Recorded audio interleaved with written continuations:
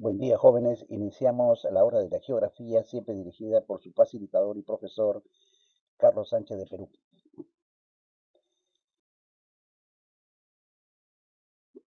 Bien, jóvenes, eh, el día de hoy hacemos una breve exposición para el Colegio Mayor Sistema San Marcos, para los alumnos del primer año de secundaria. Ingresamos al tema número 6, que corresponde a las ecorregiones en el Perú. En esta parte, jóvenes, hay que tener en cuenta, en primer lugar, algunos conceptos, así, conceptos claros. Los ecosistemas están formados por un medio físico con ciertas características comunes. De acuerdo a esto es lo que se llama el biotopo. O sea, el lugar en que se relacionan organismos vivos que forman una comunidad biótica, a lo que se le denomina también biocenosis, ¿de acuerdo? Biocenosis. Ahora, nosotros en el Perú es un país mega diverso, ya que cuenta con una gran variedad de ecosistemas que se encuentran distribuidos a lo largo de todo el territorio, en tanto 8 o llamadas también 11 regiones naturales. Así, en forma específica, recuerden, el Perú cuenta con 39 ecosistemas. Tiene 12 de estos ecosistemas pertenecen a la selva tropical, 4 a la región Yunga, que hemos visto, sector andino, Yunga, otros 12 se identifican con la región andina, 9 en la zona de la costa y 2 en los ecosistemas acuáticos.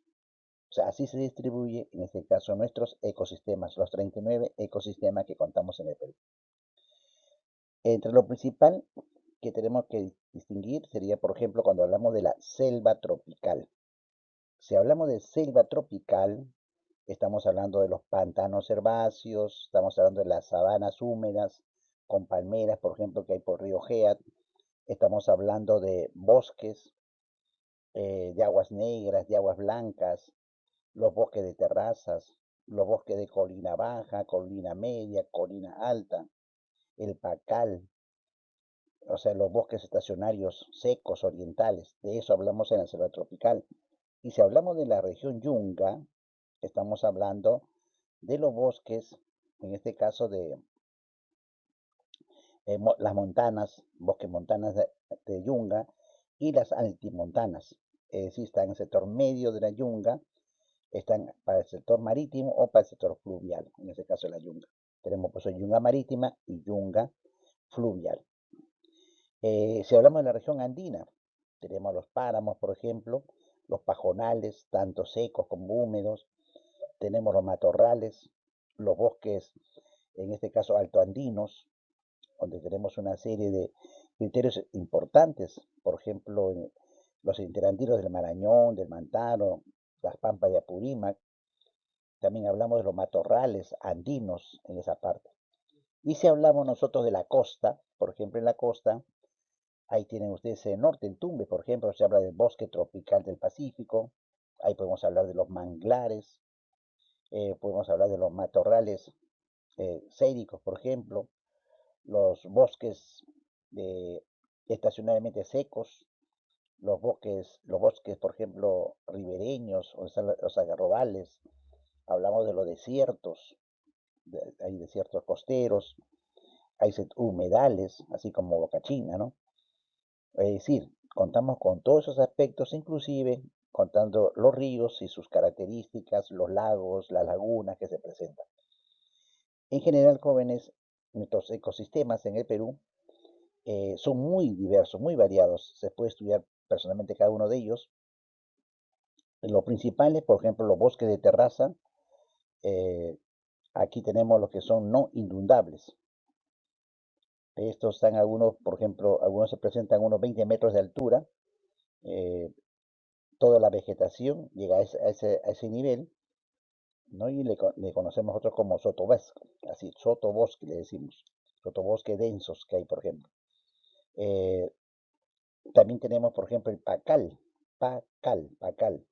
Es un ecosistema amazónico eh, que se encuentra ocupado mayormente en grandes terrazas y colinas abundante paca, por eso decimos paca, de abundante paca, que es muy apreciable en ese lugar. Por ejemplo, tenemos el páramo, es otro ecosistema andino, páramos, en este caso, una vegetación de arbustos, hierbas suaves. Aquí ahí se producen las lluvias estacionarias, ¿no? Lluvias por ciertos meses. Entonces, a esto le llaman lluvias estacionarias, ¿no? Por ejemplo, hay meses de lluvias, estaciones, ¿no? Que meses de lluvia, por ejemplo, diciembre, enero, febrero, y hay otros meses que carece de lluvia, por eso dicen lluvias estacionarias. Tenemos, por ejemplo, los bosques también estacionarios, hay bosques secos de llanura, hay ecosistemas acuáticos, los lagos, las lagunas, así como el lago Junín, como el lago Titicaca, tiene sus propios ecosistemas, sus características, con, por ejemplo, características especiales. Los lagos, por ejemplo, los lagos, las lagunas, durante el día almacenan la energía de los rayos solares porque son buenos conductores. Almacenan la energía y en las noches vierten, o sea, van a vertir esa energía que captaron durante todo el día en la noche. Por eso que las noches son menos frías.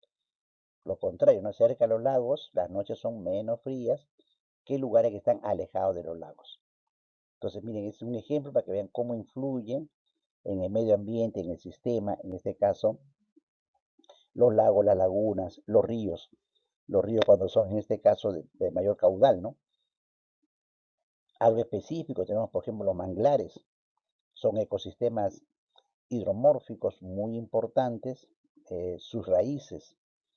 Hay un bosque denso ahí de manglares, las raíces son muy importantes, muy fuertes, se alimentan, por ejemplo, en marea baja, las raíces quedan al aire libre y es alimentos para las especies terrestres. Cuando la marea sube, tapa las raíces, por ejemplo, en la parte de Tumbes, y entonces las raíces están debajo de las aguas y sirven de alimento para las especies marinas. Ese es un ejemplo de los manglares, ¿no? Con sus fuertes raíces. También hay que tener en cuenta los pantanos.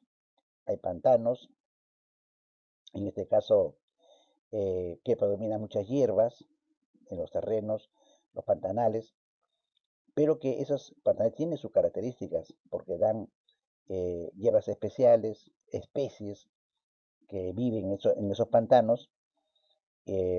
Muchas no son muy conocidas, pero forman sus ecosistemas. Y si hablamos de pequeño y grande, entonces tenemos que hablar de microecosistemas y macroecosistemas.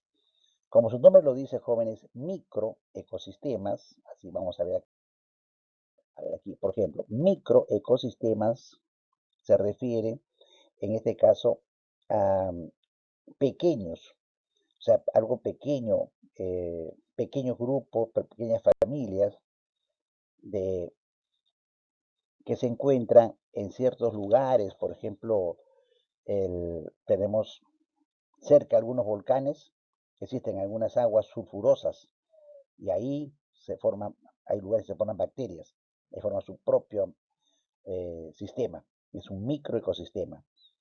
En la corteza de los grandes árboles, en la corteza, ahí se forman, hay unas manchitas, hay microorganismos que se forman, especiales. O inclusive cuando ustedes tienen peces en una pecera, ¿no? Ahí hay un microecosistema. Entonces, de todas esas maneras se forman. Para ellos, jóvenes, recuerden los términos. Cuando hablamos de microecosistemas, hay que tener en cuenta lo que es un biotopo.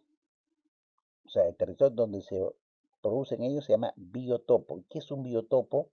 Recuerden, biotopo es el espacio geográfico, ¿no? Que tiene ciertas condiciones, ciertas características ambientales determinadas. Un lugar que tenga esas características generales se llama biotopo. ¿De acuerdo? Ahora, y cuando hablamos de biocenosis, recuerden, biocenosis se refiere a los organismos, los animales o las plantas que habitan en esos biotopos. ¿De acuerdo? Es dos palabritas. Biotopo es el espacio geográfico con ciertas características Y la biocenosis son los organismos, los animales, las plantitas que habitan en ese biotopo. ¿De acuerdo? Dos términos que hay que manejarlos. En general, los microecosistemas sufren constantes cambios. Como son pequeños, bastantes cambios, fuertes lluvias, fuertes inundaciones se llevan, desaparecen por un tiempo esos microecosistemas. Cuando hay fuertes inundaciones, ¿no? Porque son muy pequeñas, ¿no? Esa es la diferencia. Ahora, por otro lado tenemos los macroecosistemas. Entonces, macroecosistemas. Los macroecosistemas, como su nombre lo dice, refiere a grandes extensiones de la superficie que guardan características muy particulares. Estas grandes extensiones, por ejemplo, agarran muchas áreas, por decirles, la llanura de la selva alta, sectores de la selva baja, cuencas de los ríos Urubamba, por ejemplo, así, sectores grandes, macroecosistemas. Tenemos los bosques, por ejemplo, los bosques en un determinado lugar, eso viene a ser macroecosistemas. Los océanos, ¿no? Los océanos forman un macroecosistema. Una selva con ciertas características forma también las características territoriales un macroecosistema. Hay grandes desiertos que tienen su sistema, su macroecosistema, ¿de acuerdo? Eso con respecto a los macroecosistemas. Entonces, eso es lo que ustedes deben de manejar, jóvenes, y más bien, como siempre, les envío un archivo en la que están ya lo que les he mencionado con características particulares de estos microecosistemas y macroecosistemas. ¿De acuerdo, jóvenes? Bien, gracias por su atención. Nos estamos viendo en la próxima.